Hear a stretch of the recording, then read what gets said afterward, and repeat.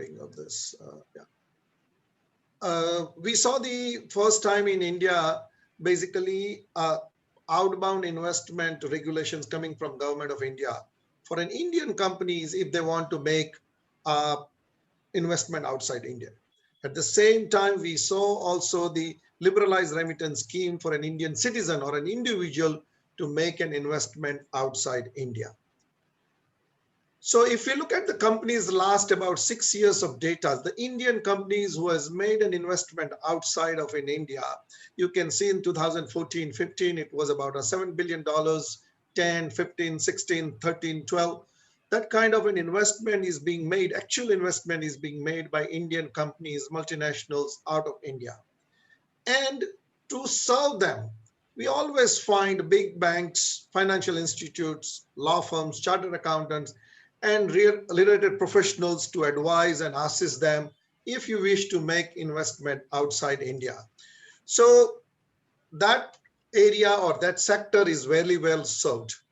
Then we look at the second sector of the individual Indian citizens who are making an investment or remittance out of India. You can see from 2006-7 onwards when this scheme was first started, it started with barely $17 billion to right now we are reaching almost at $19 billion. But if we look at this data very closely, you can see that most of the money or almost $10 billion are being remitted by the Indian citizens for the children's study, close relatives and a gift. That means the living expenses for the children's, those who are studying abroad.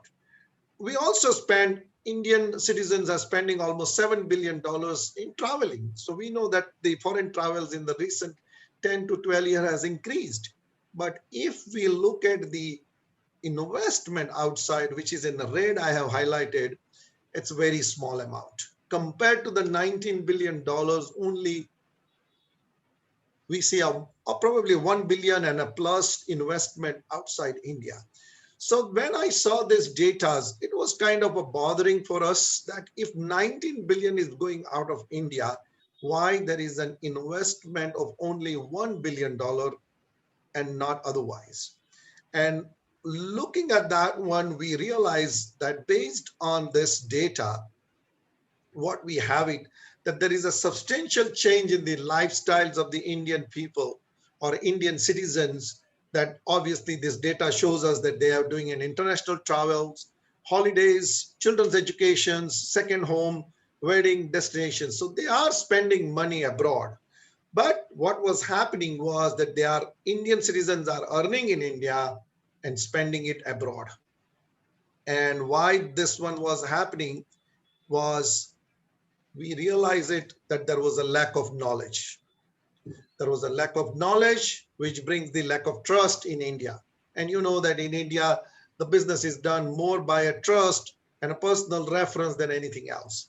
So when I started talking to big banks, and when we wanted to do our first LRS transaction for one of our clients for $500,000 for an EB5 visa, I had to go to almost 5 to 6 or 7 different banks to particularly find out that if they can do an LRS transaction for them, because they didn't know even how to do a transaction as a bank.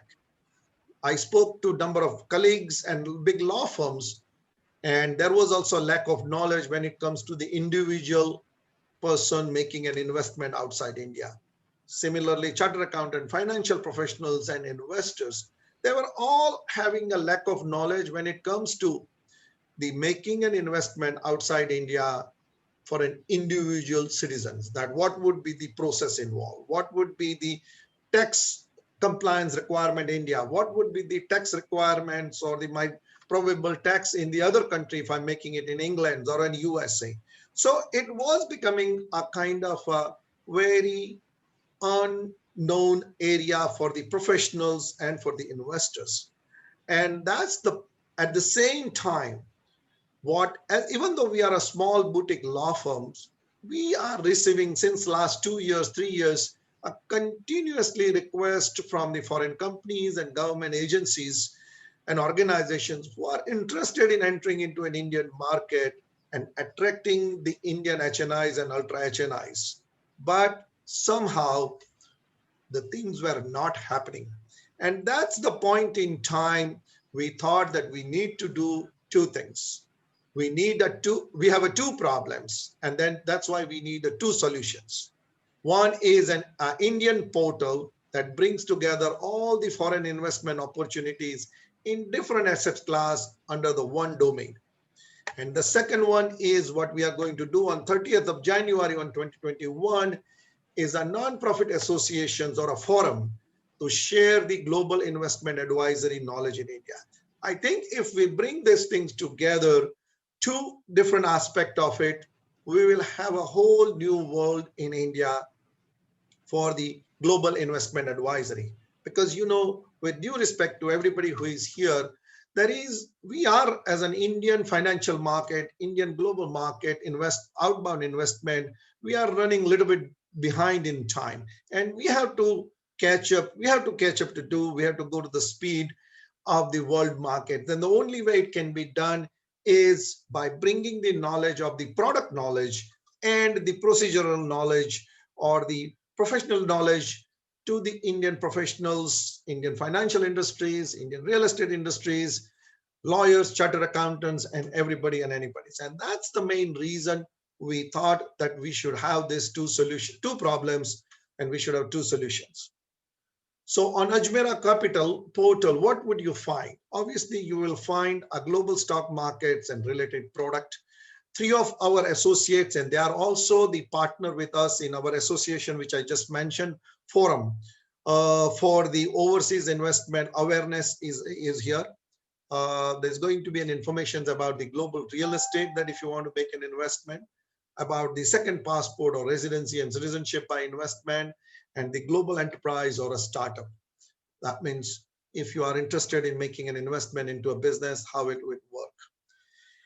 Our tagline, foreign investment zaruri hai, for the benefit of the other speakers who do not understand the Hindi language. Our tagline of Ajmera Capital is foreign investment is necessary. And there are a number of reasons are given, but I think we have agreed on two main aspects of this. Why the foreign investment is necessary for an Indian investors or Indian citizen is because of the currency exchange rate. We have seen the currency exchange in 2008, it was around 50 rupees. Now it is 75, 76 rupees. So there is a big difference is there.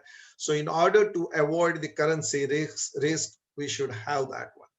Number one. And then number two is if we look at the global Dolex 30 index of India, that means the top 30 company of India, if you take, and if you look at their returns in terms of the American dollars, the return is almost zero or negligible. That means, yes, in rupees term, we might be making a very good return here in India.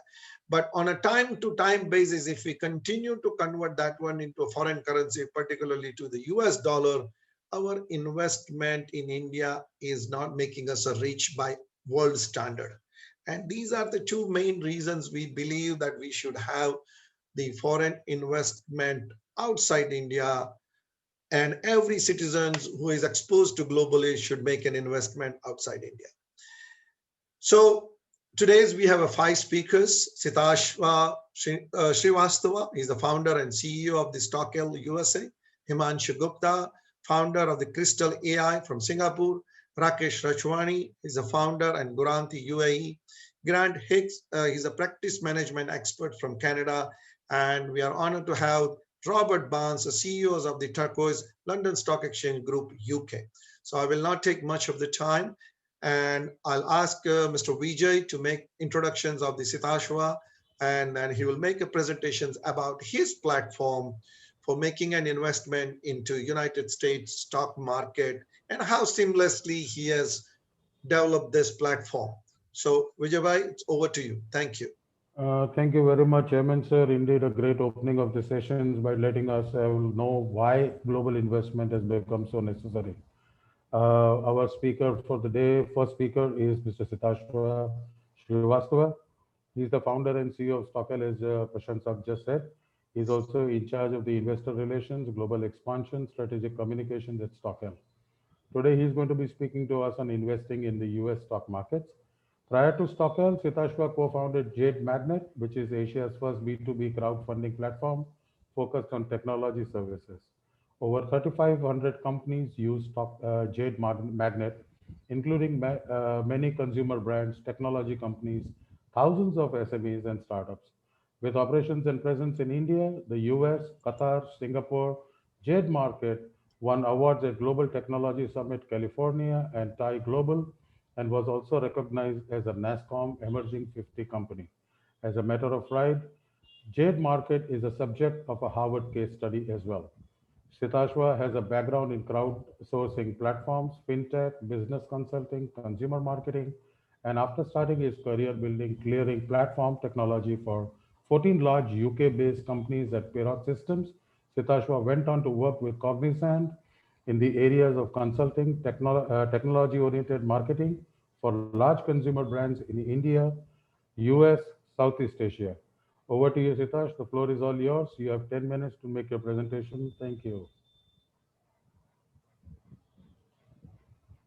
Thank you so much, Vijay sir. Thanks a lot for inviting me. Great to be here.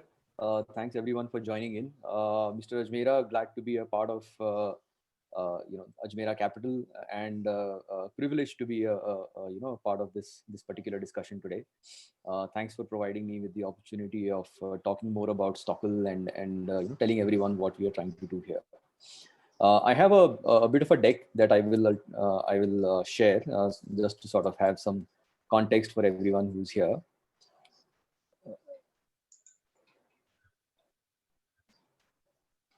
But before I get into the deck, I'll just spend maybe 30 seconds on what led to Stockwell. I and my co-founder Vinay, we started Stockwell as a platform actually for US-based retail investors investing in US markets back in 2015-16. We were our first product was like a poor man's Bloomberg terminal. A personalized investing experience for the retail investors, where we tried to create intelligence and research, automated research facilities, which otherwise would not be available to retail investors in general. But over a period of time, and especially around 2018-19 timeframe, we started getting a lot of people in India and particularly and Asia in general asking us about using our platform to invest in the US markets, and then subsequently invest elsewhere as well, perhaps, but overseas in general.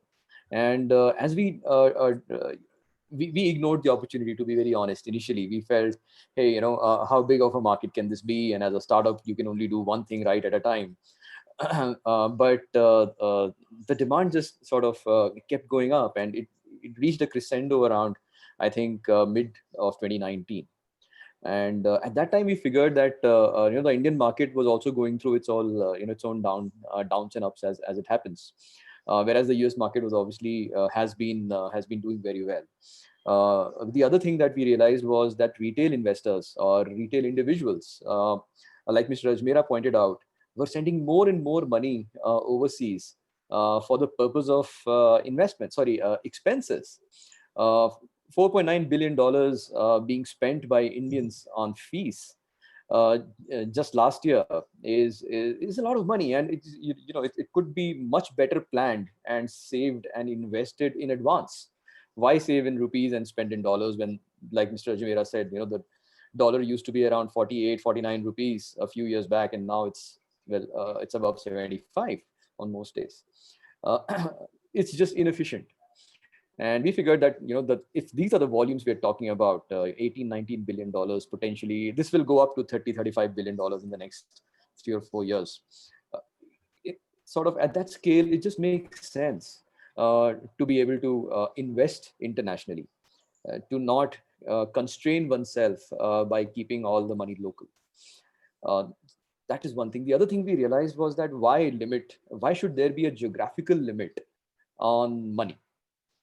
There are great companies like Western Union of the past and TransferWise and a few other companies which are solving the problem of transferring money overseas seamlessly and easily, affordably, cheaply, etc. as well. But nobody has still addressed very early days of a few companies trying to address the problem of investing money in a manner that geography is taken out of consideration. Why should all my money be local when all my expenses are not local anymore? And that thought process ultimately led to Stockle. To sort of dive into, and I know I have only 10 minutes, I've probably used up like 3 of them. Dive into what we're doing. It's a global investing platform for retail investors. Individuals who want to invest as low as the equivalent of $100 or $50 even are using Stockle today to move money overseas and invest money in things they like, appreciate, and want to be a part of. I'll spend a couple of minutes on why invest in US markets. Some of this has become obvious over the last 4-5 months, I would say, especially with the demand just increasing manyfold. But just to address, one critical thing that I think is important for everyone who's investing is the fact that diversification is very, very essential to any portfolio. It's a no-brainer in today's time frame. And local, people spend a lot of time and effort diversifying their monies locally, investing some in mutual funds, some in equities, single stocks, putting some money in, fixed income products, but that's still very local. If all your money remains in a single currency, you are not politically diversified. You're not, getting away from the risk that a single currency exposure brings. In that context, if we look at the US, the India-US market correlation is very low. Fortunately, I mean, it's just 0.36. So these are not, highly correlated markets, which means that it's not always that if the US market doesn't do well, the Indian will also not do well. So if there is less of correlation, in my opinion, it sort of leads to a kind of complementarity. If you are invested in both places and they're not correlated with each other, it's just great for diversification. Of course, it's a much broader, deeper market as well compared to the Indian market. Dow Jones is almost 8x the size of Sensex, in terms of just market caps. And unlike India, there is access available to many unique opportunities through the US markets all over the world, be it investing in Japanese companies or European companies or Chinese companies, or be it investing in areas which are unavailable in India. For the most part, for example, if you're looking at technology as a sector to invest in, US is obviously very tech heavy these days, especially in the last few months, I would say, from a market cap perspective. India is very, very low on technology. There is hardly any technology product company which one finds in India. Similarly, if one wants to invest in artificial intelligence, some of the themes that are going to take the world forward, perhaps, none of those companies are listed in India. Data, analytics, some cutting edge work on healthcare and pharma, energy, a lot of these things are just not available to the Indian investor unless the Indian investor is ready to diversify out of the Indian market. Other than that, of course, it's a mature and well-governed market. It's a less risky market. This a lot of people don't actually appreciate. That the Indian markets actually trade at higher PE multiples, and at the same time they give lower dividend yields.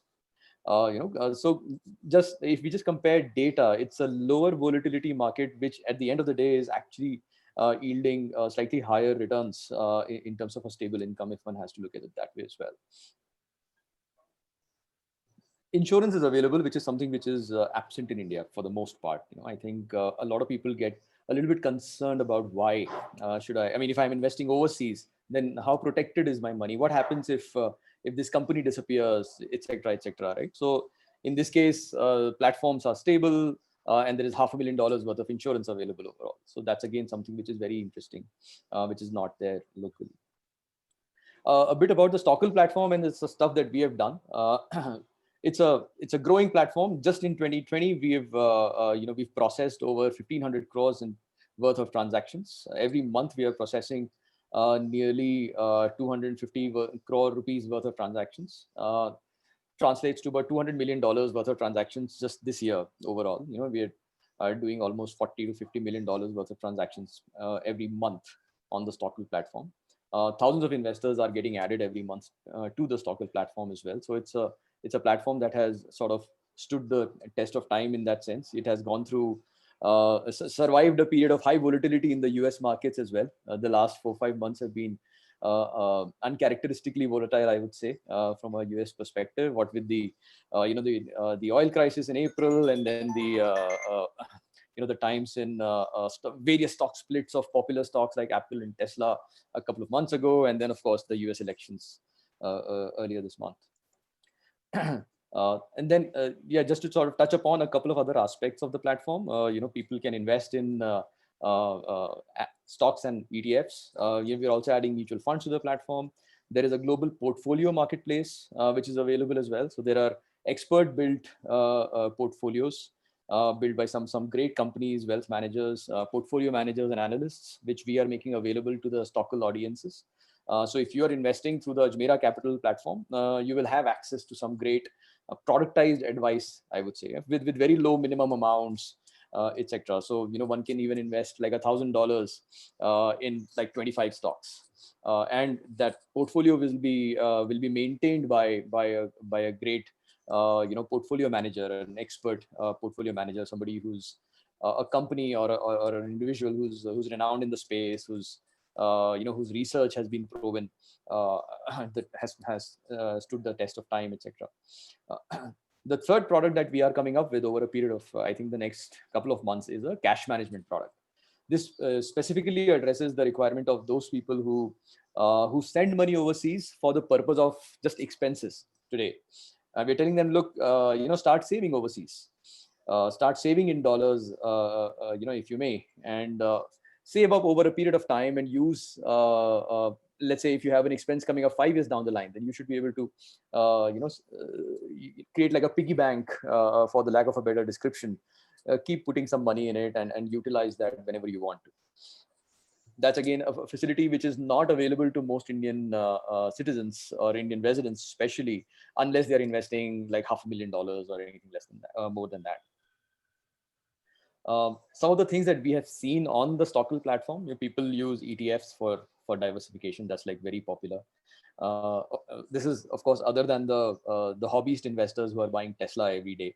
A lot of people are trading in popular companies on a daily basis. But commodity ETFs, regional diversification through ETFs, of course, thematic diversification as well, or thematic opportunities being accessed through ETFs in energy, nuclear energy specifically, or artificial intelligence, healthcare, etc. is extremely popular among Indian investors. These are just some of the names of companies which are creating portfolios on the Stockle platform.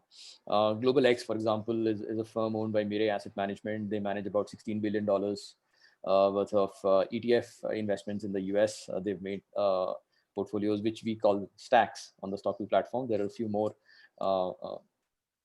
which are coming up as well. So it's a platform which will make it very easy for people to sort of invest. And talking of easy, the process is very digital. It's 100% online. In fact, over the next month or so, I think we'll be able to bring it down to almost the way it is done for a US citizen. 10-15 minutes for a brokerage account, and next day just remit money and you're done. Start investing.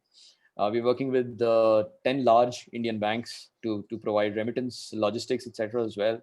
We're obviously, we have multiple US brokerage and clearing services partners on the back end of our platform to take care of custody and clearing services. The entire process, like I explained, is online. It takes barely 10 minutes of human effort from an investor perspective to do this, and you're pretty much online and ready to invest in a couple of days. Mr. Ajmera mentioned this in his, when he was talking as well. India-US logistics legalities is an important part to address. Our platform tries to address this as well for the sake of the investors who use this platform. So the liberalized remittance scheme of the RBI, the paperwork that's required to be done, all of that is digitized between us and the banks, which are our partners in India. That's all I had for now. Yeah, thank you so much. We'll do the questions at the end when we are finished with everybody. So Vijay, if we want to go with the next speaker, that's Himanshu Gupta, please. Yeah. Thank you, Siddharth. Thank you for your time. It's a really nice presentation. Thank you, Siddharth. for the insight that you shared with us on Stockel, and I'm sure it was useful for all the attendees here. We do have a couple of questions which we'll shoot to you at the end of all the presentations. Most welcome. Thank you so The much. second speaker that we have today is Himanshu Gupta. Himanshu is the founding member, Global Chief Operating Officer and India Business Head at Crystal AI. He's sharing with us his Gyan on global portfolio management. He holds a Bachelor of Commerce degree from Pune University and a Master's degree in International Business. He has over 18 years of experience in the financial industry, services across business development, business controls, regulatory matters with HDFC Bank, India, Standard Chartered Bank UAE, and JP Morgan Singapore. During the summer of 2018, he relocated to Pune, India from Singapore to be with his aging parents. And since then, he has been focusing on taking Crystal AI from a fintech startup from Singapore to a global digital first investment platform. Over to you, Himanshu, and you have the floor now for yourself. Thank you. Thank you, Vijay, for that introduction. At the outset, heartiest congratulations to Prashant Bhai on the launch of Ajmera Capital. Very excited to be part of this journey with you, and certainly wish you all the best. And thank you again for allowing us to use this platform to talk a little bit about what we do at Crystal.ai. I'm going to take just share my screen for a brief presentation to just give a sense of what Crystal.ai is. I will refrain from further highlighting or reinforcing some of the very important points that Mr. Ajmera made, and then Sitash also reinforced with respect to the need for creating global assets, not only from a market return perspective, but also from a very simple asset liability mismatch. We've seen, of course, Rupee depreciating at a fairly stable trend of close to 5%, over the last so many years. And I think those facts are not lost on anyone. Now, Crystal.ai, basically what we started back in 2016, right? As a young fintech company based out of Singapore, we got our advisory fund management license, and that's essentially what we are. We are an advisory and fund management company. And in this short period of 4 years, where the last 3 we've spent in actually managing client money, and the first year or so was more spending time developing our technology, developing our platform. We today have close to 25,000 users benefiting from our advisory solutions, a little over $175 million of assets under management, and with over 40 partners within India and the Middle East to bring this offering to their clients, and also from a product perspective.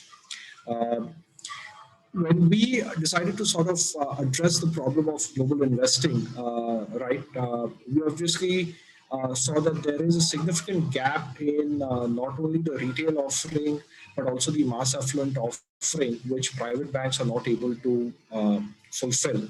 And we actually set out to try and address that problem of bringing access to products in a sensible, transparent, cost-efficient manner to the more discerning investor. And bearing in mind that the industry at large, not necessarily only in India, is perceived to be fraught with a lot of product push, and independent advice is certainly something that clients look forward to and appreciate a lot. So we actually decided to take that one step ahead and use technology and develop our own advisory algorithms. And I'll speak about that briefly in a moment.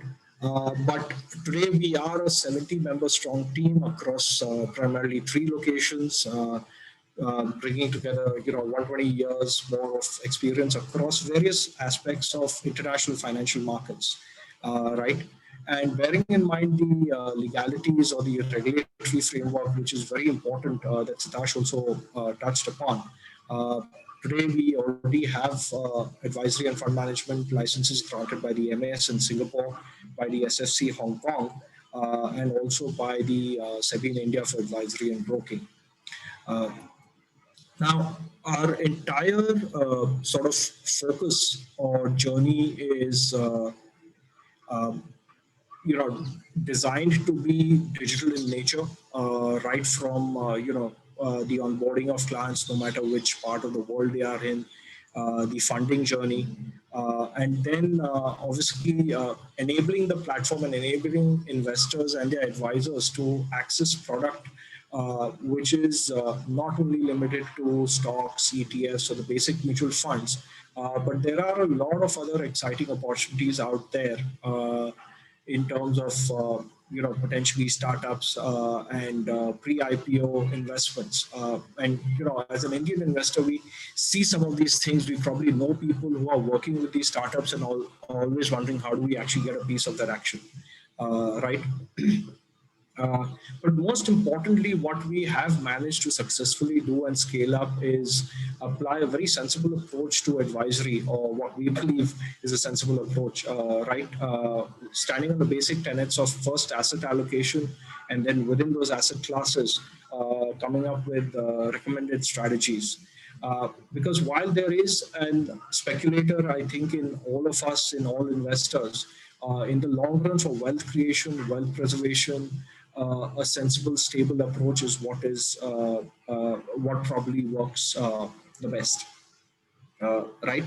Uh, all are so while we are a fund management company ourselves as a platform, there are certainly strategies or solutions or that we manage ourselves, right, using the standard or best in class risk management tools, but we've also brought onto the platform a lot of the third party managed funds, which adds a different flavor. So we're not shy of saying that we don't have all the answers, but certainly we want to make this a platform whereby investors, the more discerning investors of, who are looking to park a decent amount of money and build their portfolios, have access to the most suitable and best-in-class investing opportunities. Uh, Now, it's very important over here that while outside of India, yes, this is largely a DIY platform. Global investing, we understand, forms a part of the Indian portfolio. And this entire offering is effectively in India designed to be offered via partners such as Ajmera Capital. And tools necessary to assist the partners, even from a account management perspective or an advisory perspective, is what we have created, right? Which kind of gives a god's eye view of what clients are doing, including running advisory algos to have more sensible conversations with the client, maybe. Uh, right? Uh, Again, taking a leaf out of Siddharsh's point. Now, while we've built a lot of technology ourselves, it's extremely important when we start thinking of global investing that the ecosystem is quite different from the stakeholders and the way things happen in India when we're doing using a brokerage or buying mutual funds domestically, right? So while we've created the entire interface layer ourselves, the underlying fulfillment from a market access and custody perspective is obviously being done using best-in-class service providers like interactive brokers like Saxo, who in turn are using institutions like HSBC and Citigroup to custodize client assets. So it's extremely important, uh, not only for investors, but for everyone to understand that here safety of assets is prime, right? So just because it's easy to access, easy to get advice, and actually easy to invest money as well, safety of assets is certainly not compromised, right? The next important layer is obviously advisory, which we've developed ourselves. So in addition to having the asset allocation approach and within that specific investment approaches, we do have strategies, like I mentioned, from third-party fund managers. Each one of them goes through a very stringent sort of curation philosophy that we have. The Crystal Investment Committee vets all these, to ensure that we don't have anything particularly tricky on the platform. All right. And as a platform, the next portion is obviously the breadth of and depth of product or instruments or solutions that are available, right from the basic stocks, ETF, REITs, expanding into bonds, be it sovereign bonds or even corporate bonds, and similar to stacks that Stash mentioned, thematic baskets, which allow investors to pick out either various themes or geographies depending on what they're doing. It could be interest in Vietnam, it could be specific interest in the Chinese sovereign bond market, or even in some cases digital currencies, right? The next interesting piece, of course, for the investor is hedge funds and venture capital funds. Now, typically, these have been accessible through private banks, of course, but in significantly higher ticket sizes, $250,000, maybe $500,000, or even higher, depending on the fund.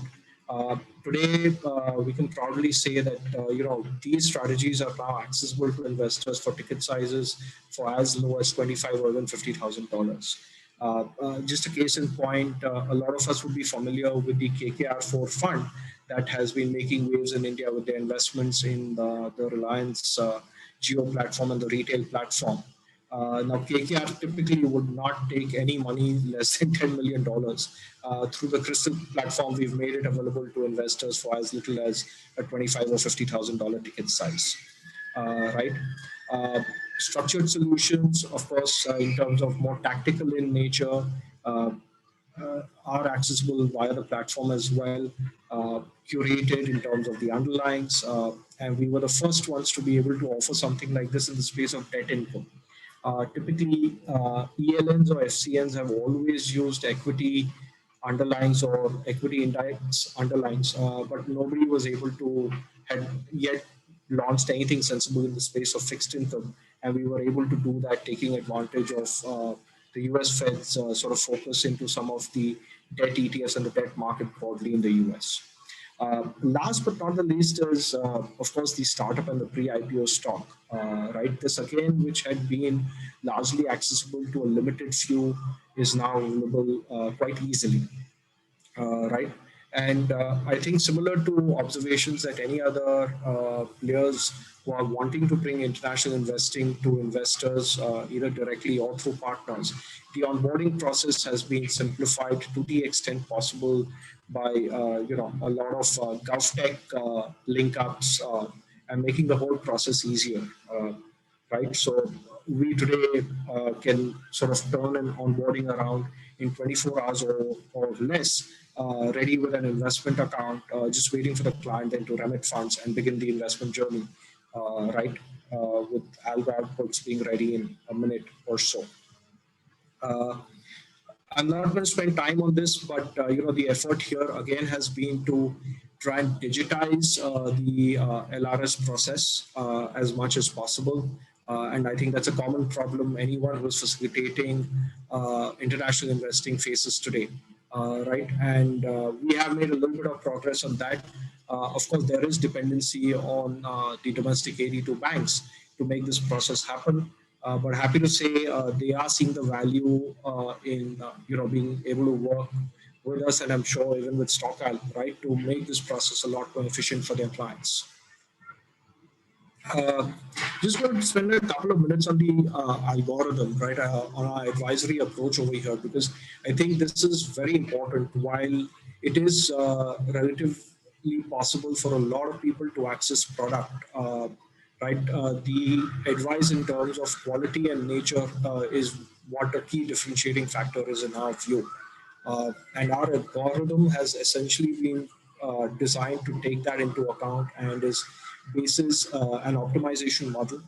So of course, investors do get risk profiled, products are risk profiled, and the algorithm uses various inputs like market data, backward looking, forward looking, curates it with product risk, investor risk, and then actually in a matter of a couple of minutes,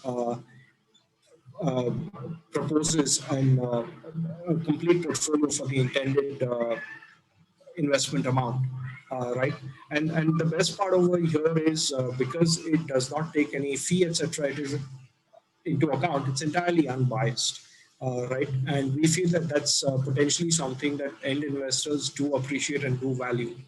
And of course, for the private wealth individual, the advisory is bionic in nature, and hence, uh, takes human interface.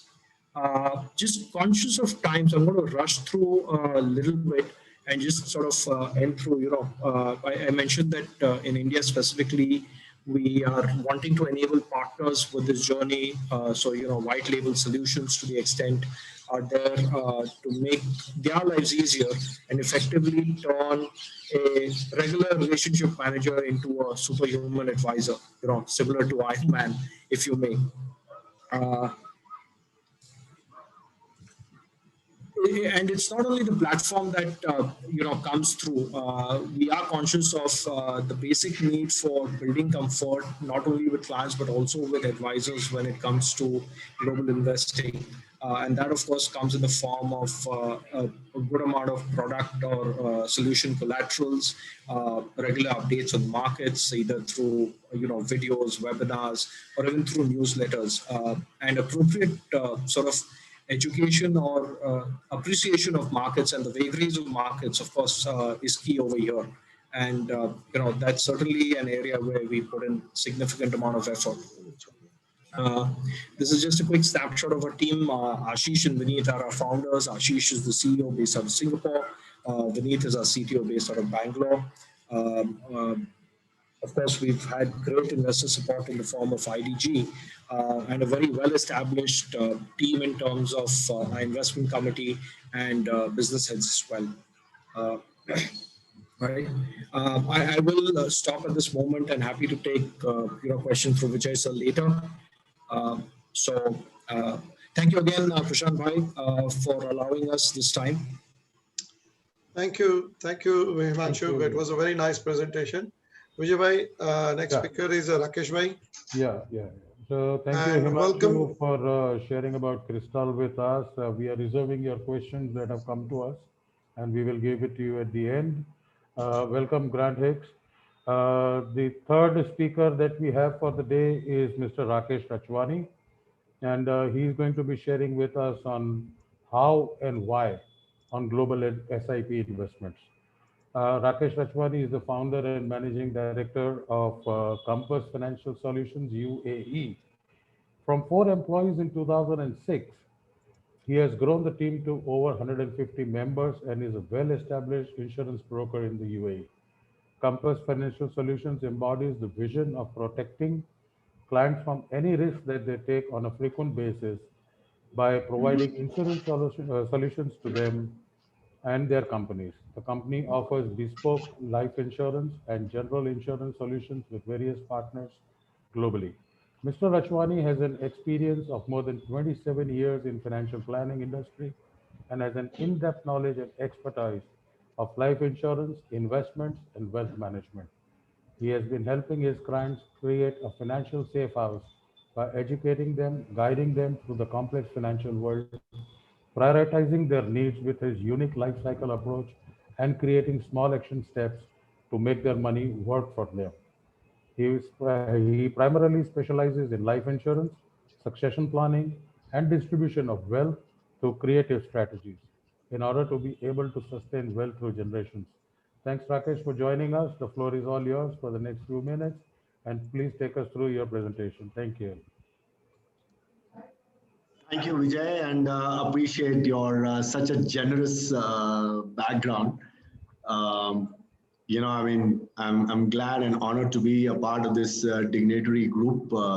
And thank you, Mr. Ajmera, to invite me on this, launch of your Ajmera Capital. It's a real pleasure to be a part of this. And, I'm sure everybody's heard through. I was also on off hearing so many things.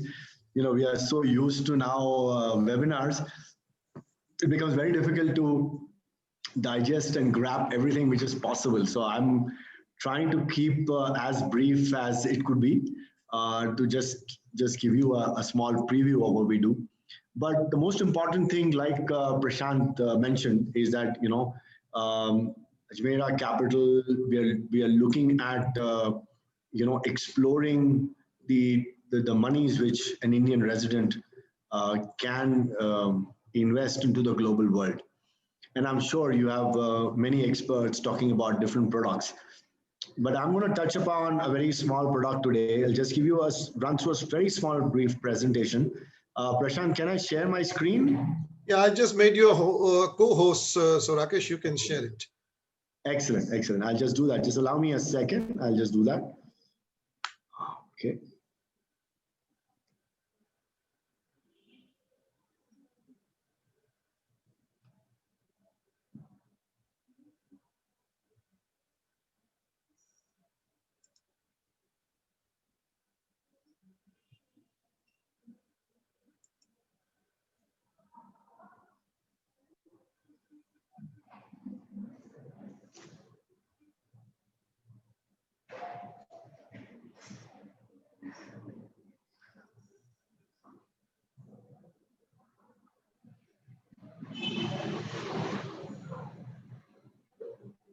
Sorry for the mess.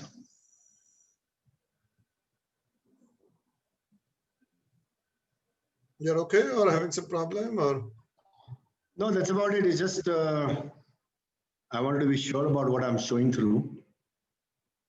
Okay, so I'm just going to quickly go through, what Guarantee is, and we are based out of Mauritius.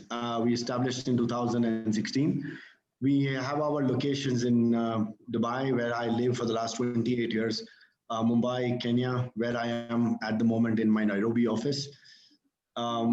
We basically call ourselves bridge between world-class fund managers and financial product providers, connecting them to the B2B network. So one of my key roles in India has been not only talking about the products, but also educating them about LRS and introducing them to the global, different kind of global investments throughout the world. So we open doors for them for US dollar products globally. Well, you've already gone through this, so I'm not going to, talk about this more. And we all have gone through what Prashant started with. It's why people are investing money abroad. Whether it is a diversion towards risk, whether we call it as an investment which will act as an insurance against wild swings in my domestic market. Because you look at every emerging market, currency fluctuations is a very deciding factor in how much money you actually make. And of course, it helps me hedge the depreciation of the Indian rupee from time to time. So these are the reasons why we invest in dollars, right? I wouldn't want to show this. People have seen this again, what has happened to the INR. This was updated a little while ago. So you've seen in the last 10 years what has happened to the dollar INR scenario. We're talking about almost a 60% depreciation in the rupee. Well, LRS, I just answered a question on the chat where Shyam had just asked me whether LRS can go into any unlisted or listed equity. Well, LRS can go into anything. It has got 13 different categories. And if you go on the RBI website, it can allow a Indian resident to invest up to $250,000. And they can do this very easily now with an AS2 form, which is available.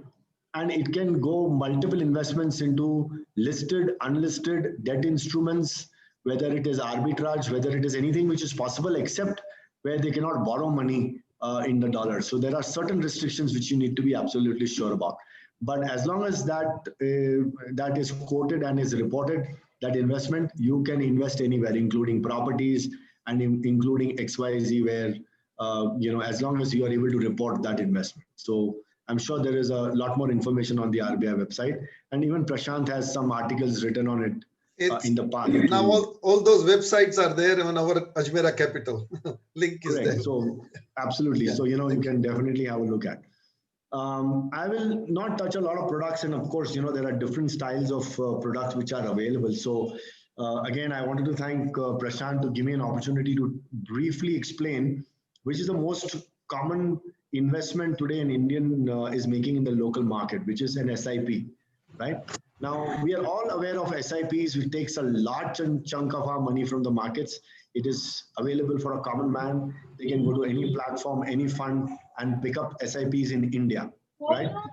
What I'm going to talk to you about is an SIP in US dollars. It's as simple as buying an SIP in India. So we exclusively hold the Investors Trust, which is it is called ITA, more commonly the Investors Trust Assurance. It is licensed by the Cayman Island Monetary Authority, CIMA, as we call it.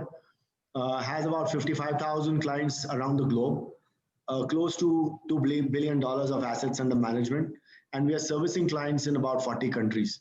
So this is a platform which we use for mutual funds in SIP, in dollars, pounds, or euro, and also in Japanese yen.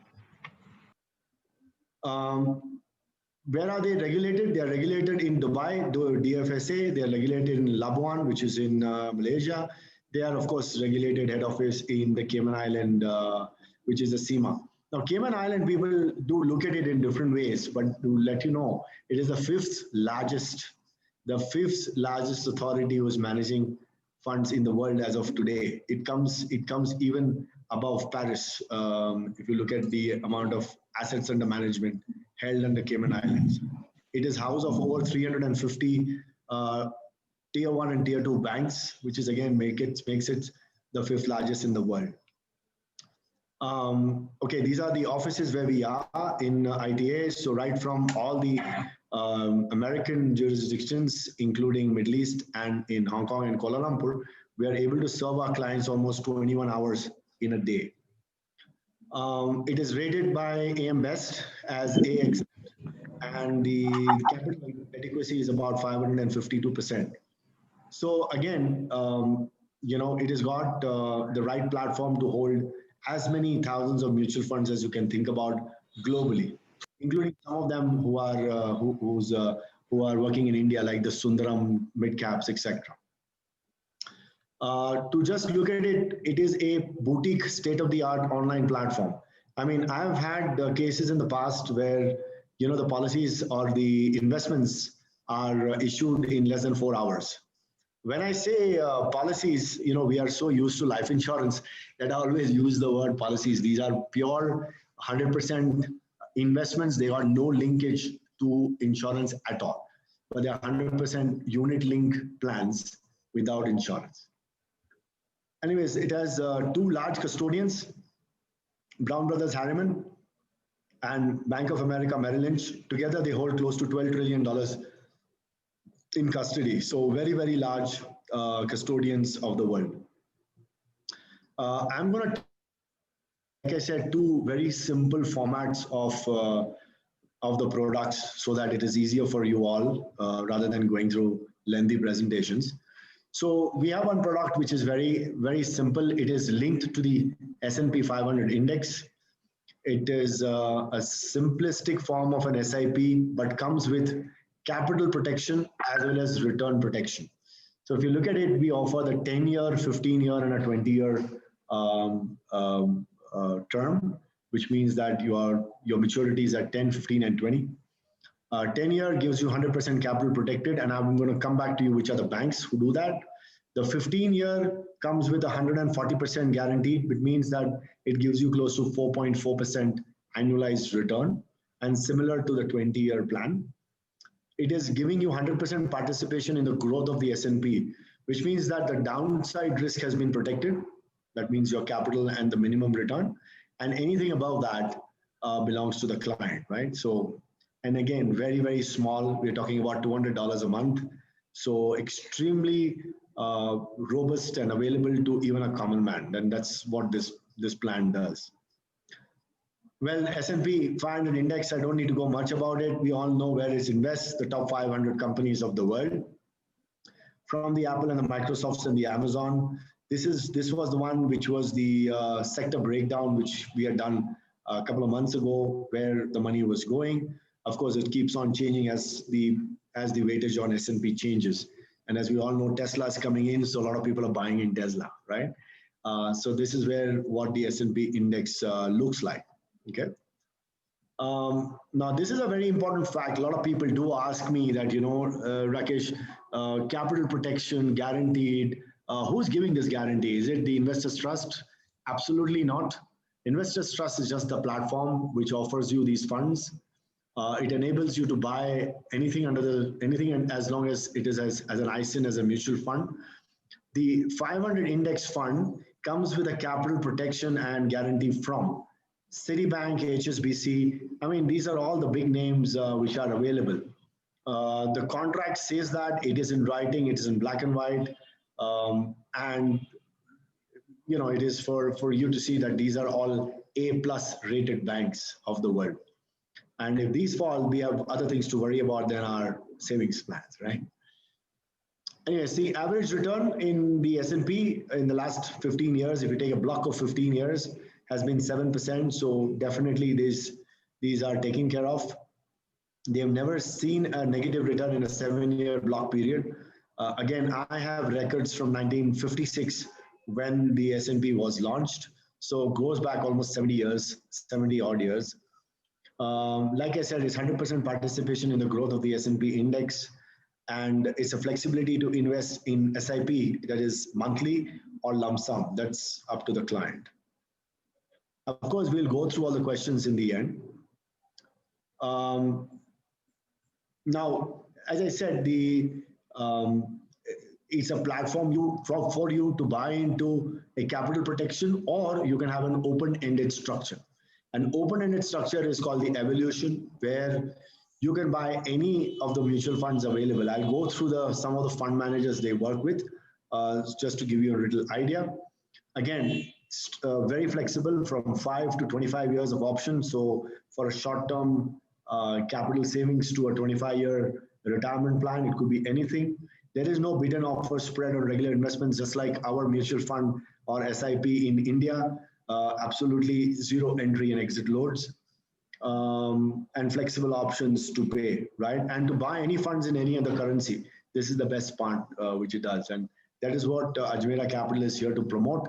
We are talking about global investments, giving you an opportunity to invest in the best companies and the best platforms of the world. Some of these guys, I don't need to give an introduction to. Investec, Templeton, BlackRock, iShares, of course, Man, Permal, MFS, Pictet. These are some of the names. They deal with over 100 fund managers. I could not fit more than these in a small screen like this, right? So this is where we are, and this is what Guarantee does. I'm, again, thankful to Prashant to give me the opportunity. And, I didn't want to take a lot of my time to give you so much data. So we are available on Mr. Ajmera's platform. Mr. Ajmera is, like I said, is the fulcrum of a lot of things we are doing together to educate the Indian residents on global investments. So there we are, and I'm open to questions if there are any. Thank you. Thank you. We'll do the question at the end. Vijay, now the next speaker we have it is Grant Hicks. Please do the introductions and let's go. Yeah, we are running a little behind. Thank you very much, Rakesh, for the insight that you've shared with us. Without wasting much time, let me get right to the next speaker. He is Mr. Grant Hicks, and he's joining us from Canada. It should be around 3:30 in the morning with you, sir, and chilly sure. So warm welcome to you, Mr. Grant. He's a practice management expert and president of Advisor Practice Management. He has published 3 books and is a keynote speaker at conferences and workshops of financial advisors. He has spoken at major financial institutions in Canada, the United States, and Asia, and he coaches individual financial advisors and teams on perfecting practice management processes for ideal clients, prospects, and centers of influence. His Guerrilla Marketing for Financial Advisors books are sold as part of the Guerrilla Marketing series, which has sold over 21 million copies worldwide. His writing and speaking assignments have made him an expert resource on practice management for financial services and who want to build an elite future-ready financial practice. Grants combines financial advisor clients manage over 4 billion asset under management AUM and earn over $40 million combined. Grant played professional hockey in Europe and has been, before he started out in the financial industry. He has a big jump from hockey to finance. Welcome, Mr. Grant. The floor is yours for your presentation. Thank you. Thank you for the introduction. Good morning or good evening, everyone. 2 quick questions. First off, can you see my screen? We'll take the questions at the end, sir. So please go ahead with your presentation. Yeah, Yeah, we can see the screen, Grant. We can see the screen. Perfect, and you can hear me perfectly. Awesome, thank you very much. Yeah. And So we got just one quick thing. We are I mean, so our website is going to go live on 6:30. So that for 1 minute, if your presentation is going beyond, we will stop it and then we'll do the countdown, launch the portals, and then we'll continue with the presentations. okay. And about 10-15 minutes to talk today. Yes, that's right. Perfect. Well, thanks everyone for joining. So what you're going to get today is we're going to talk about how you're going to acquire a few more ideal clients. I'm sure everyone on this call would love to acquire a few more ideal clients, but also deliver more value to your existing clients.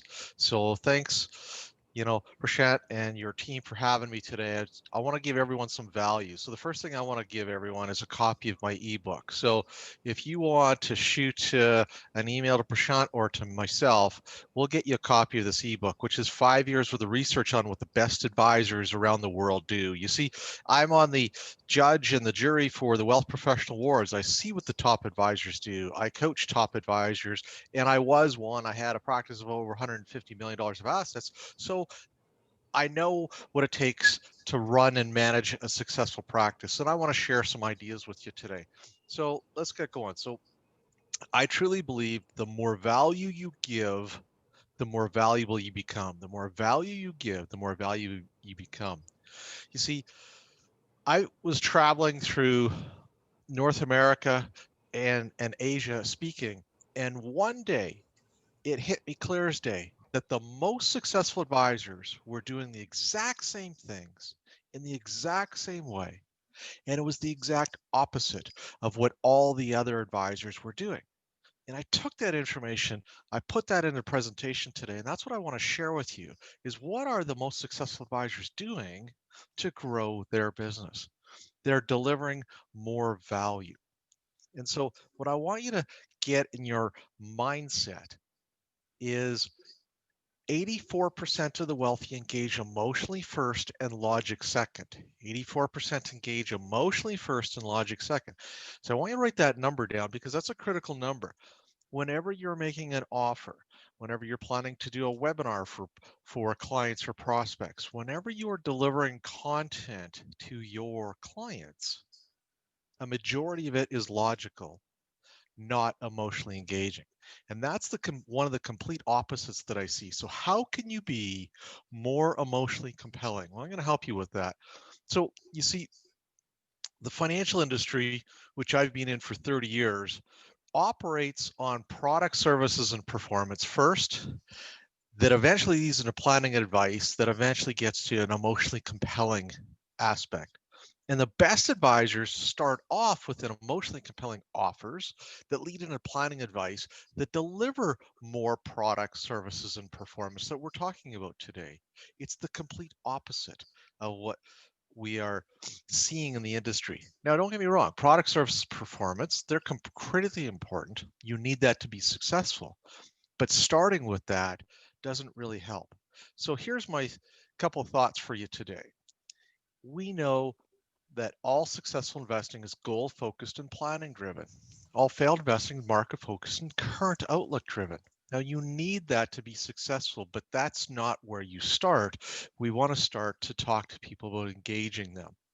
So my question for you is, I take advisors from earning, let's say $500,000 a year to $1 million. $1 million to $2 million. How do I do that? Well, I'm going to give you a simple idea today to help you.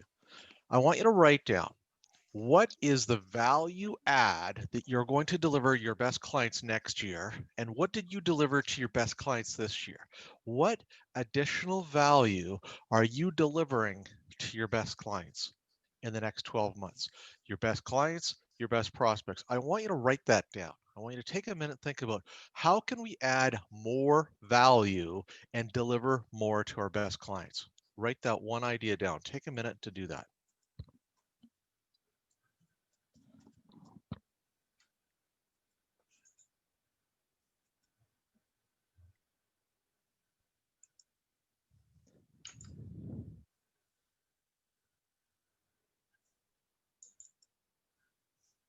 Now, don't feel bad.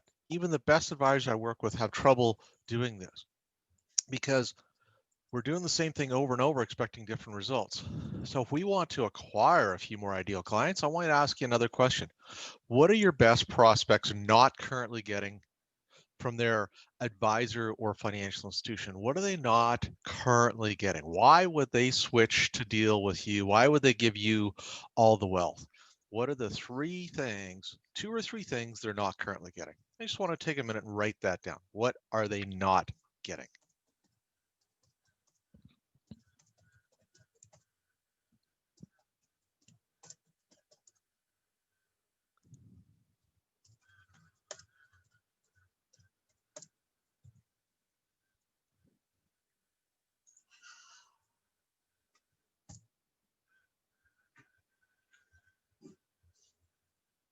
Now, you didn't think you're going to come to my webinar and not work. So I want you to work on your business. I want you to think differently. So I'm going to ask you a few questions.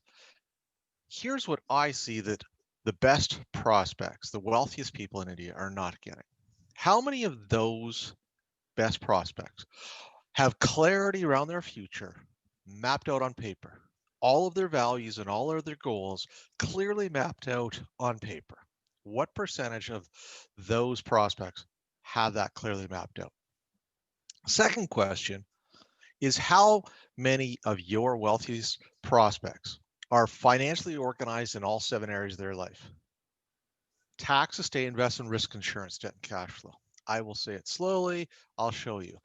Tax, estate, investment, risk, insurance, debt, and cash flow. How many people are completely organized in all 7 areas of their financial life? How many people understand what they pay, but more importantly, what they get for what they pay? It's not about what they pay, it's the value that they actually receive for what they're paying to their financial advisor institution. So one of the concepts that I created was called a fee audit, which shows you what you're paying, but more importantly, what you're getting for what you're paying. And a beneficiary audit. We had a gentleman talking about insurance and estate planning earlier, making sure that all your beneficiaries is correct and all your investments, all your insurance, it coincides with your will, and we do a 1-page summary of that. Would that be valuable if you had that summary? So how many people understand what they pay, and how many people are clear about their estate all on 1 page? And then, you know what, I got an advisor grant, I'm good, thank you very much for calling or asking. So that's great. I just have one question for you. What's the probability of success of reaching all of your goals with your current comprehensive plan? 60, 70, 80%? Where do you think you currently stand? If I had all my goals mapped out and I had a comprehensive plan, I'd be able to tell you that. So what we're seeing is that they don't know what they don't know. They don't know they don't have all their goals mapped out, do they? As Roy Disney, one of the founders of Walt Disney, when your values are clear, your decisions are easy. When your values are clear, your decisions are easy. So we need to have values and goals mapped out. And then what's the probability of success reaching all your goals? And have you stress test your portfolio against all of your goals? How do you do that? What does that look like? I haven't done that. Would that be valuable if we connected on a 15-minute virtual coffee, show you how to stress test your portfolio, and show you how to get a potentially higher probability of success reaching your goals? Would that be valuable to you? Great. Let's have a virtual coffee. And then the final thing I'm going to share with you today is how to build your own network of professionals. Because, you know, Mr. Ajmera is a lawyer, runs a financial firm. I'm going to talk about the Ajmera network of professionals. I'm going to show you how to build your own network of professionals even deeper in a very simple format. So when I ask these questions, how many people have clarity around all their values and goals on paper? Clarity is the #1 thing people want, especially during a pandemic. They're not even clear of what they would like to accomplish. So clarity is the #1 thing people want. Getting complete, whether you use the word complete, holistic, comprehensive, these are key words that will trigger the emotions of people to saying, yeah, you know what, I'm not getting that. And we'll build an implementation schedule to help you get organized in all 7 areas of your financial life. We'll show you complete transparency. We talked about regulations a little bit earlier. Regulations are critically important to be successful in the financial business, and showing transparency, beneficiary audits, fee audits, making sure that you understand what you're paying, but more importantly, what you get. Then we'll talk about comprehensive planning, which most people haven't seen before. I mean, if you do one thing, show a sample comprehensive plan and probability of success, or a sample stress test, and just send that out to people saying, hey, I'd love to just do this just to show you some of the value we can deliver. All of a sudden people are going to go, oh, that's interesting. I've never seen that before, because they don't know what they don't know. You're taking them from they don't know what they don't know to now they know what they don't know, and they're dealing with their current advisor. They're not getting any of this. Now, how do you feel when you're paying for something and not getting it? The cost is essentially the same, but you're going to deliver more value. You're going to engage them in a conversation. So then building your comprehensive advice process, putting the coordination advice, and then eventually getting to a legacy. I won't get into too much detail today because of limited time, but if you have a family conversation, that is where the key of the wealth is, especially in wealthy families and business owners. Eventually you get to that family legacy planning conversation. You see, the financial industry talks about how many clients do you have? How many households do you have? They never talk about how many wealthy families you manage. You manage less people, but larger groups. Wealthier families are what you want to target. Okay, so we want to help you by giving you emotionally compelling questions to ask. Would it be valuable to get clarity on your goals and your future put on paper? Would it be valuable to get organized? Helpful for you to understand the total cost of investing advice. These are what we call gold bricks. These are just offers to people, emotionally compelling offers to engage them. So these gold bricks can help you deliver more value. So when you're talking about, showing and illustrating people, you can see that we're helping people get organized in all 7 areas of their financial life. We're doing not only the investments, but the planning and advice that goes along with it in the emotionally compelling way. So my question for you today to think about is, what are your offers? What are your questions? What are your words that you're using to engage the wealthy people? And this might give you a few clues to help you engage a few more wealthy people. So I'm going to finish off by giving you one quick idea to help you. So when you're talking to your clients today, this week, I want you to ask them 3 questions. If you use an agenda, fantastic. I highly recommend using an agenda. Put these 3 questions on the agenda. Here are the questions. Before I begin, I'd like to ask you a question. If I were to meet a group of successful business owners like you, where would I go to meet them? How would I find them? How do I connect with them? I'm just curious. It's a marketing question. I'm just trying to find more successful business owners or entrepreneurs like yourself. And you will get some of the clues into how to market, how to connect, and how to meet these people. They'll give you the clues on how to find, meet, and connect with these people, especially during a pandemic. Sometimes you'll get, I don't know, a good question, but sometimes you get some clues into how you can market to these people. This is the best marketing question you'll ever ask, because I don't know how to find a group of doctors in Mumbai, but I know how to ask a group of doctors how to find more doctors in Mumbai. So asking these questions. The second question, by the way, do you know that we offer speaking services to our clients?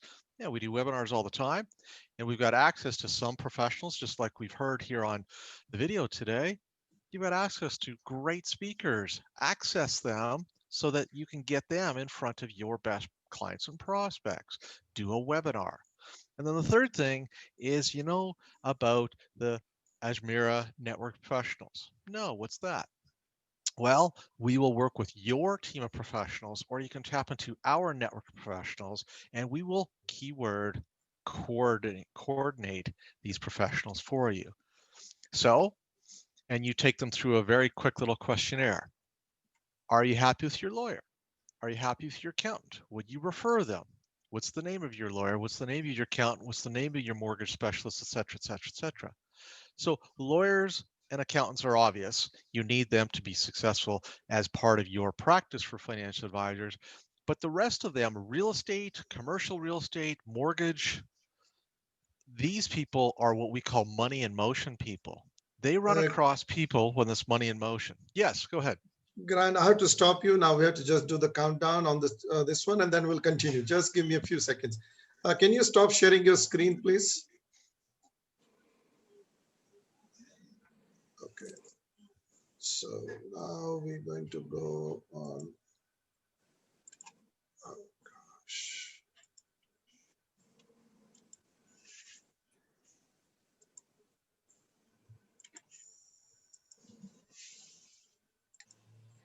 Oh, no. I think it's already been. All the speakers, if they can unmute themselves and join us for the countdown, please.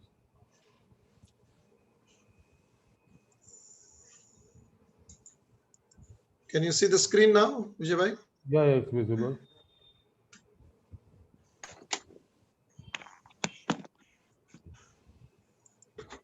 Which screen you are seeing? The website?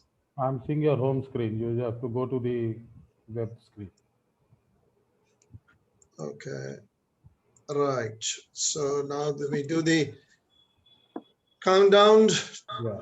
Robert, I'll ask you to, Robert and Grant, do the countdown. 10, 9, 8, 8, 7, 7, 6, 6, 5, 4, 3, 3, 2, 2, 1.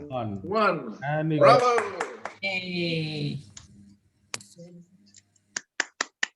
So it's going to come up in a second. There it is. Capital.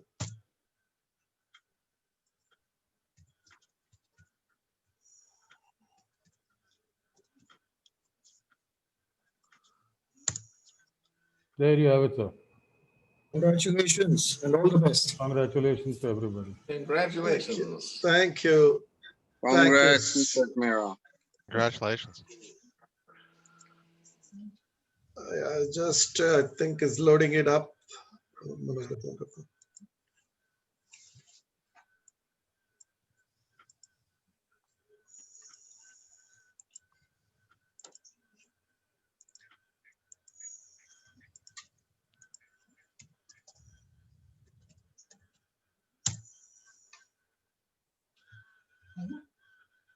Yes, now it is there.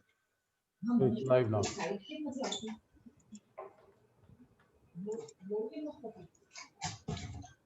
Yeah, so now you see the websites. Yeah. So here you see this website. I'll just take a minute. Basically, it's our homepage. And has information about us. There's the global investing has the information about the US stock market you just heard about, global portfolio management, global stock market, second passport, global real estate, and startup. We have all the knowledge tabs about the global news, global investing links, Bombay Stock Exchange forums, ebooks, downloads, and so on and so forth. And if you wish to be associated with us, then you can join it here. So that's the websites. We have it. Thank you very much, guys. Sorry to interrupt you, Grant. Please continue.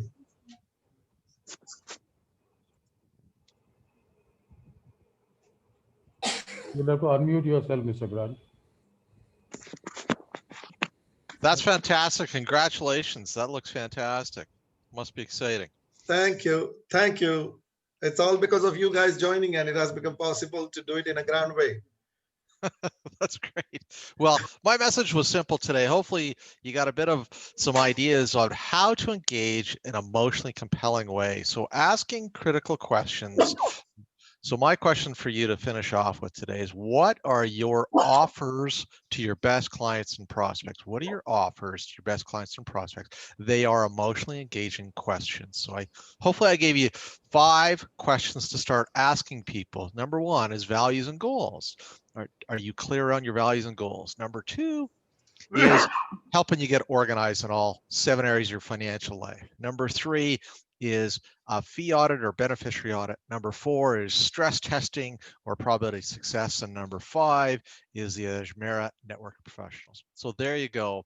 Hopefully we've given some value today so that you can go and find and acquire a few more ideal clients to help them manage their wealth and their future. Thanks for having me. Appreciate it. Thank you. Thank you, Thank you so Grant. much. Thank you so much, Mr. Grant. And despite the time difference, we appreciate that you've taken out time to be with us and also help us launch the website. Last speaker for the day is none other than our most dearest one, Dr. Robert Barnes. He is the CEO of Turquoise Global Holdings, an European trading platform and group company of London Stock Exchange Group. He is also a chartered fellow of the Chartered Institute of Securities and Investments. Turquoise Global Holdings, an investment firm authorized to operate a multilateral trading facility, is based in the City of London, majority owned 51% by London Stock Exchange Group and 49% by 12 major banks. Members include a wide range of global banks, domestic brokers, specialist trading firms, and retail intermediaries. Members with a single connection to Turquoise can trade shares and depository receipts and exchange traded funds, that is ETFs, of 19 European countries for settlement into a respective country's central security depository.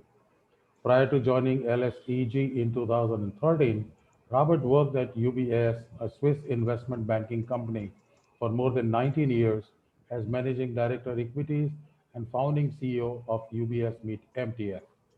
His industry's role includes serving as chairman of the Securities Trading Committee of London Investment Banking Association, member of the UK Financial Services Authority's Capital Markets Senior Practitioner Committee, member of the European Commission's Clearing and Settlement Expert Group. He holds a BA from Harvard and a PhD from Cambridge. Privileged to have you with us, sir, today. I give the floor over to you for your presentations. Thank you.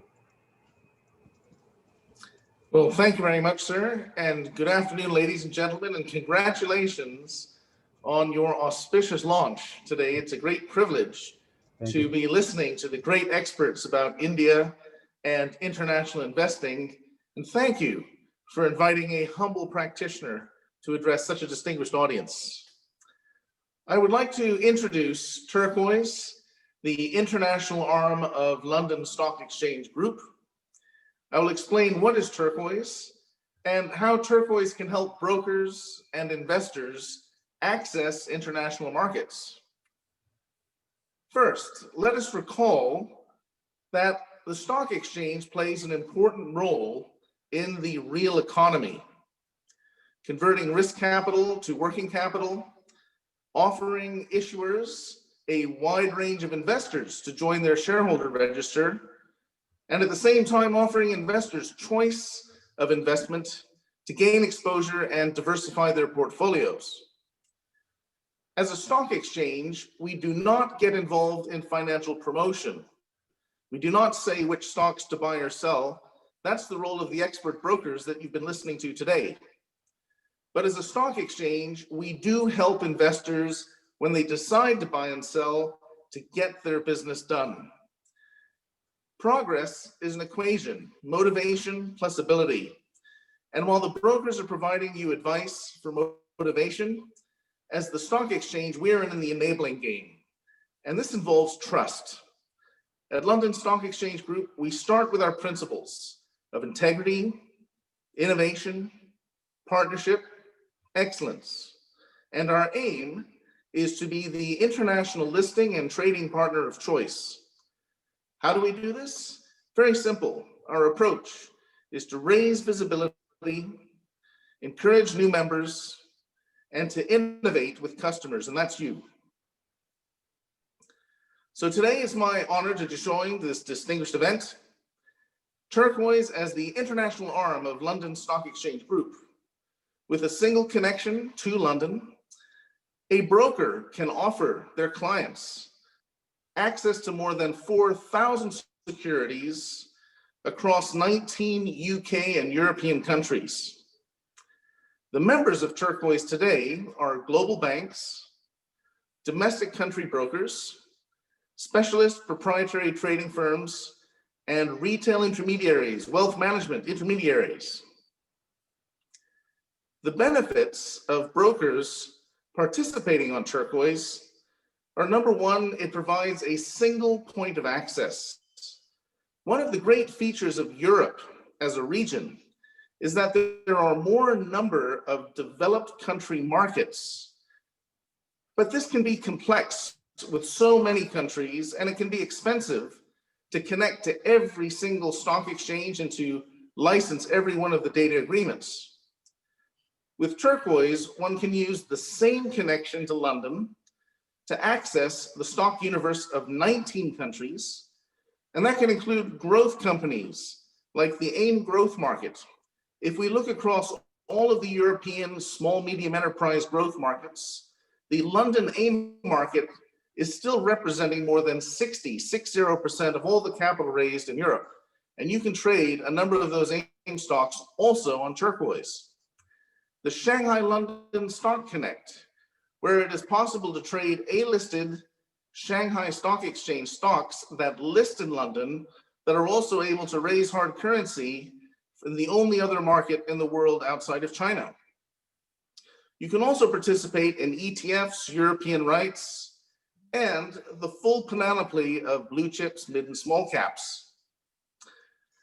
When we think about the story of how we got there, it's really about two megatrends. We start with demographics, and people are getting older and living longer, which is a good thing. But of course, as we think about our long-term Social Security or thinking about investing for children going for education in universities many years in the future, this is requiring investment in a diversified way. The second megatrend is the fact that in many developed economies, interest rates have become very low and there is a demand for growth. And equities tends to be that asset class that offers that selection of choice. When we take a look at 2001 in Europe, the authorities commissioned a report called the Wise Men Report. You can Google it, the Wise Men Report. And if you go to page 74, there were a number of very important examples. They said, if the average individual has a career of 40 years and they will invest so they can retire on 35% of their final salary as a pension, if they're investing and they are getting 2% real return after inflation, that means for that 40 years, every year, the investor must put away 20% of their gross salary to get that return. Now, not many investors are doing so. And as a result, there was the introduction of, in Europe, a regulatory framework called MiFID, the Markets in Financial Instruments Directive, that means it is now possible to trade Europe as a region. And Turquoise is one of those vehicles that allows you to do it through the single connection to trade all the countries. Now, what's fascinating in these 4,000 plus securities that are available to trade on Turquoise, not every one of them trades every single day. Let me give you an example. In 2013, maybe 1,600 stock symbols were being actively traded in a month. But today, that has grown to 3,000 some symbols. And the question is, why does that matter? Well, when we consider that across all of Europe, all the stock exchanges, all the venues like Turquoise, every day, 80% approximately of all the value deployed on all the exchange order books, 80% is concentrated in just 300 blue chips. So the fact that the number of symbols has increased from 1,600 to nearly 3,000 in terms of actively trading on Turquoise suggests two things. Number one, investors seeking growth are, in addition to blue chips, looking for mid and small caps. And number two, those investors are succeeding in being able to buy and sell those securities on a single point of access platform like Turquoise, which is the international arm of London Stock Exchange Group. The second reason why it's so interesting to be able to access turquoise, as the international arm of London Stock Exchange Group, we also are adding new ways to buy and sell securities over and above your traditional stock exchange. So if we think about the traditional lit order book, where you can actually see the bid offer price, you could sell it to, you may pay for, you can also do that on turquoise, and the turquoise prices are very similar to the prices that you'll see on the various stock exchanges. But you also have the ability to use a dark pool. And what is a dark pool? It is really a venue that allows you to place firm orders where pre-trade the price and size is not displayed. Now, why would you do that? Well, the advantage to using a dark pool is it allows you to get close to the market without moving the market price. In fact, what we've been doing electronically is automating what sales traders have been doing for years. If you think about the institution calling a sales trader, and in one year they've got a buy of 900 shares, and on the other they've got a sell of 700 shares, well, it seems fair to maybe cross up the 700 shares at the mid price to give both the buyer and seller price improvement, and both of them fairly getting a better result. But of course, at that instant, the sales trader has the two orders. It is only the sales trader that knows the price and size. The market does not know. The sales trader is a human dark pool. So with automation, we've been able to automate this, but we've also looked to listen to the big asset managers, like the pension funds, the insurance companies, who want to trade large size. And when you consider one of the features of stock exchanges worldwide that are very efficient electronically, all stock exchanges tend to shrink average trade size. Why? If you think about having a buy, lots of shares on the bid, and someone sends in a small number of shares on the sell, you get a small fill.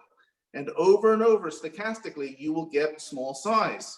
So in UK and Europe today, the average size per trade on the stock exchange is roughly about 10,000 euros per trade or less. So that's the same as 0.01 million euros per trade. So imagine if you're a big fund and you want to put 1 million euros into the market, or 10 million, or 15 million. Well, you would significantly suffer market impact, and that is a very significant negative slippage cost that reduces your long-term returns. But if you use a dark pool, you can place large size in the market without moving it. And what we've decided and worked together with the user community, including the largest asset managers in the world, through Turquoise and Turquoise Plato, we have become the largest midpoint and electronic block trading venue. And I'm very pleased and honored to say that after 8 years of working, 2020 is the first year where the block trading electronically on order book at the midpoint offering price improvements has now become mainstream. 2020 is the first year where the majority of the value in the dark pool is through these electronic block trading, and this is tremendous. The next way brokers can benefit by participating on Turquoise is through the visibility of what's happening in the market. So while pre-trade, dark pools may not be showing price and size, post-trade, we reveal everything on real time. And with the regulations that came in 2018, we are now price stamping to a precision of 1 microsecond, 1/1,000,000th of a second. So if you can imagine that 1 microsecond time precision with a maximum drift of 100 microseconds, and we reveal the trade instantaneously, well, that post-trade transparency becomes pre-trade transparency for the next trade. Imagine if you're looking to go and buy a house, the real estate agent will give you the pre-trade price, but if you're the investor and you know the post-trade price, the sales price of the house next door, do you not feel more informed to make a better decision? In fact, at Turquoise and London Stock Exchange Group, it is our philosophy that the best way to protect investors is to inform the investors. And even if you are an individual or a wealth management customer, and you may not be putting these 10 million euro individual trades into the marketplace, by looking at the single turquoise data feed, you can have an immediate view across the entire Europe of what the big institutions are doing. You can see the same information as the wholesale markets, and that provides a level playing field. You get an idea, why are these big trades in this stock happening at this particular time? It's information rich, and it makes you a more informed investor. The final reason to participate is that we hope, as the brokers that are serving investors learn more by doing on turquoise in the UK and Europe, we can also explore how we may work together back at home in India and other countries to share those insights to see if we can come up with win-wins with the local markets. So with that, ladies and gentlemen, I thank you very much for listening and allowing me to tell you about Turquoise, the international arm of London Stock Exchange Group. Thank you very much. Thank you, Robert. It was very nice, very exciting to see. And as I understand, I read it from your website that your platform is also being launched in Europe market today as well. Well, thank you, sir. Thank you, Prashant. Yes. Yes. 30th of November, we are launching Turquoise Europe because the other big theme you may have been reading about, Brexit, as we get to the end of 2020, that's the end of the transition period, and 2021 will be Brexit. And so Turquoise Europe will provide continuity of service to investors. We do the hard work to make life simple. Thank you. Thank you very much. Thank you. So once again, really, really exciting news. And with the London stock market, you are launching your portal in Europe, and we are launching our little portal here in Ajmera Capital in India. What a coincidence. But it was really a great insight to make the level field to bring it to the investors that you are getting the same information. So it was really exciting. Anyway, thank you. And I think now we start with the question and answer with all the audience. If they want to raise a hand and ask questions, please go ahead and do that. You can specifically ask any of the speakers in any language, Hindi, Gujarati, or English, and we'll be more than happy to answer. So all the 6 speakers are here. Please go ahead with your questions. Sir, we have a few questions which came in during the presentation. Yeah, please shoot it, please. Yeah, I'll take those first, and then we'll keep the house open. Yeah. Sitashwa, there is a question for you from Shyam. He wanted to ask, what are the returns on the US dollars cash management? Yeah, so on the cash management product, the returns that we are working on is roughly about 2.5 to 3% on the dollar. On the dollar? Yes. All right, I hope, Shyam, you've noted that. Shyam also had a question for Himanshu.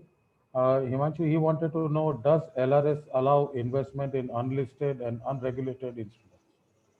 Right, Shyam, thanks for that question. I think Rakesh partially addressed it. The clear answer is yes. There are, of course, a couple of ways this can be accessed via the LRS route.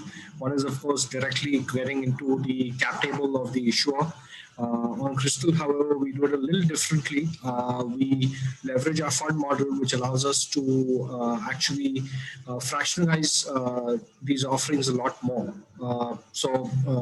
Very recently, we did one for Grab Holdings, which is the Uber or Ola equivalent in Southeast Asia, for as little as $25,000 per ticket.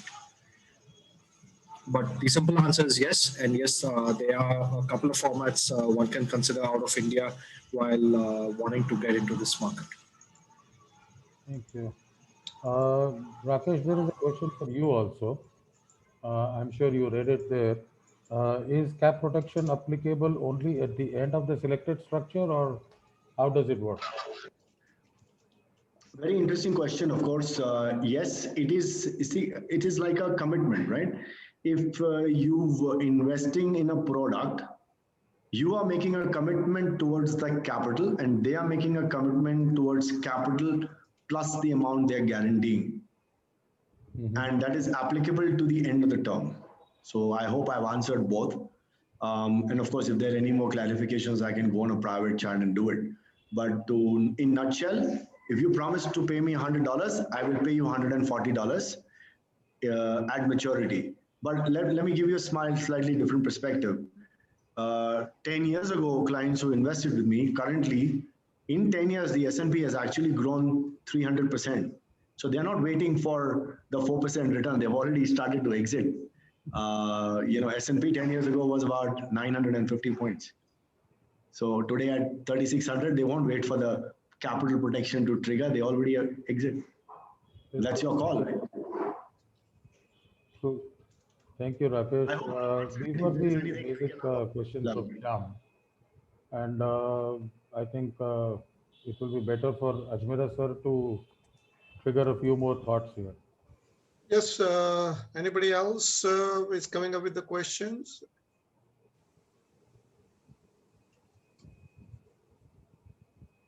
I think Navdeep wanted to connect with the Rakesh, so I'll do that introductions in personal chat. So now the questions is to all of you together with respect to the, I think what we have realized and what message we wanted to send across is that we all face the similar problems with respect to the awareness in the market amongst the investors and amongst the professionals. That was my experience. Are you guys also face the similar problem? Himanshu, Siddharth, you can, or Rakesh, you can answer the same question, please. Sure. So maybe I'll go first. As I mentioned even during the brief presentation, I think that is definitely one of the concerns we've seen in the market. It's quite interesting because on one hand, people are spoiled for choice. Access is getting easier, right? But there are a few things which are different with respect to how investments are done and the risks associated with them. So that is definitely one of the areas we want to address with our financial partners and not only with investors. So getting educated about global markets, how they work, and the risks associated with things is absolutely a key area for us to address. So, and we've definitely seen part of that. Right. Yeah, exactly. I think Siddharth. Yeah, no, absolutely. I completely agree with what Himanshu is saying. One is, I think India, while Indians are known for their savings rate. Indian savings rate has always been very high, but I think most of the money is in fixed deposits and savings accounts. So it's not very efficiently saved because it is for the most part not invested. So there is a fair degree of education that is required for participation in financial markets in general. And on top of that, what we've seen is because there has not been a great deal of education on the regulatory aspects when one has to invest overseas. I think that's a clear gap that we have sort of seen, and that's not just a gap among the investors. That's a gap among practitioners as well. Practitioners as well, right? Banks don't, while banks know at bank level, they know that, yeah, you can send money under LRS and make investments, but a lot of bankers do not know this. And, the largest of Indian banks are very branch driven and very offline in some sense, right? So from that perspective, I think huge degree of education is actually required among professionals first, and then automatically it will percolate to the... Right. Rakesh. My perception is slightly different. I mean, I put it this way. I think very wisely when we were seeing all the ads ki mutual fund zaruri hai, and then suddenly someone came up with a punchline saying advisor bhi zaruri hai. Right. What happens is I feel that we all have to elevate ourselves as an Indian advisor to look at two things. One is the I would say reluctance of the Indian advisors to advise on dollar products because of the myth, which they don't know whether they are regulated to do or not. Right. So I think when you are an advisor, when you are a regulated advisor, somebody who does things by the book, there is no clear guidelines available by any foundation who says that yes, there is a guideline by SEBI, RBI, or a governing body that they allow you to even advise on international funds. I think if we are able to address that, then a lot of these myths to the advisors will go away. And once the myths go away, they will start educating the clients for diversifying their currency risk, which is currently not happening. Currently not happening. Yes. Yeah. Let me ask it. Let me add a point there. Sure. So, Grant. So I do feedback. So I get advisors to get their clients together on a webinar, and we do feedback with the clients. And I ask the clients, what do you value the most about your advisor? And it's very interesting. On a regular basis, they say, you know what? I could always ask my advisor questions, and they're always there to teach me different things, and I'm always learning something, so I'm comfortable because I have that advisor there. When things come up, when things change, when they have questions, they have that advisor there to answer the questions. So the reason why they have that advisor is because they have an ongoing educational component. They know that with the advisor, and that's the big part about the trust. So education, is very important, but it's an ongoing process, isn't it? Yep, absolutely. Yes, similarly, my experience is the same as well. When we were, my background being a lawyer into the residency and citizenship by investment, and we feel the same way that when it comes to the advisors and HNIs making an investment outside for the second passports or a residency purpose, we face the similar kind of a problem or similar kind of a knowledge understanding is not there. Regulatory basic questions, basic rules of remittance or money out of India is not there. Taxations and the other parts is like quite far away. So we feel the similar way. Thank you very much for applying. Any other questions coming from anybody else? Can raise a question, raise a hand, and we can take. Rajesh Binoka, I think if you have any questions, I can see you are there. Sham.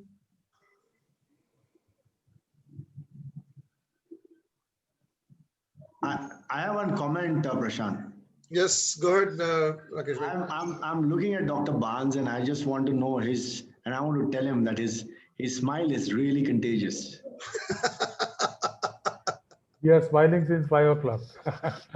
Absolutely. Sir, amazing. you are a gentleman. I can only share my sentiments and share them back with you. Thank you. My pleasure. My pleasure. Thank you. Anything you want to ask? There was a question, I think, what is that, Mr. Ajmera? Do you have a time to address the topic on the link between Grenada citizenship and yeah, Navdeepji, that's the residency questions. We will do it separately. I'll do it with you on the Grenada residency. Thank you, Sham. Thank you for your comments and compliments. Really appreciate. Any other But he wants to give a comment if they don't have a questions, and if they want to give any observations, 20-30 seconds they can give feedback. They're open to do it. Rajesh Minocha ji, Naina, Kular sahab. I think Rahul. Yes, Antonella speaking, London Stock Exchange Group.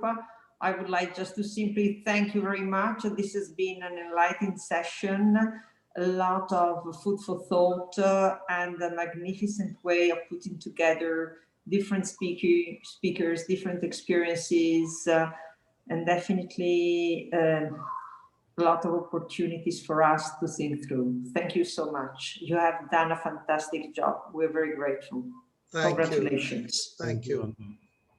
So just to give you an introduction, Antonia is the CEO, if I'm not mistaken, with the London Stock Exchange Group. Am I correct, Robert? No, I'm the head of Global Business Development Market Infrastructures for the London Stock Exchange Group. London Stock Exchange Group. Yes. Thank you. Thank you, ma'am. Thank you. Pleasure to have you. Thank you.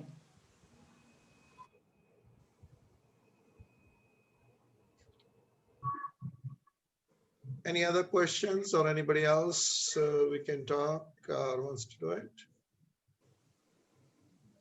Okay, so we call it a wrap, and thank you very much once again, everybody, all the attendees, the speakers, It was a wonderful sessions. And as I mentioned about our forum for the overseas investment awareness, and that we are going to launch with our colleagues, our associates who are here from the Crystal, Stockels, and Guranti, Rakesh. It would be on 30th of January 2021. So that would be a platform we will launch, or the associations where we'll do more kind of knowledge sharing, what we were talking about, that if you want to invest the money out of India, then what are the Indian rules? What are the regulations in the other country? And that will give us. So those two problems we have launched today. One is Ajmera Capital, which was like an hour venture, but the other one would be our forum, and that would be like a proper association to exchange the informations about the foreign investing into different stock markets, different regulatory markets in USA, in Europe. And I'm sure I'm keep coming back to you, Roberts, for speakers and advisor and your help to help us pass on your knowledge from London and Europe to the Indian market and Indian. And if that knowledge is passed on, I believe that we all will have a good business to do. Well, sir, can I just say thank you very much for your initiative and innovation and the auspicious success of your launch today. And it's my great privilege to be sharing a panel with so many distinguished experts. And of course, I invite all of you to learn more about London Stock Exchange and Turquoise, and anyone that's an investment firm that would like to learn more, it would be our privilege to engage with you. So I thank you very much. Thank you. Thank you, everybody. Thank you. Thank you, Grant, Stash, Himanshu, Rakesh, Vijay, and all the attendees, everybody. Thank you very much. Have a lovely weekend. Thank you so much. Rest of the week. Thanks, everyone. And look forward to interacting with you as soon as possible. Thank you. Thank you, guys. Thanks again. Bye-bye. Congratulations. Bye. Thank you. Thank you. Thank you Congratulations. very much. Congratulations. Bye-bye. Thank you. Bye-bye.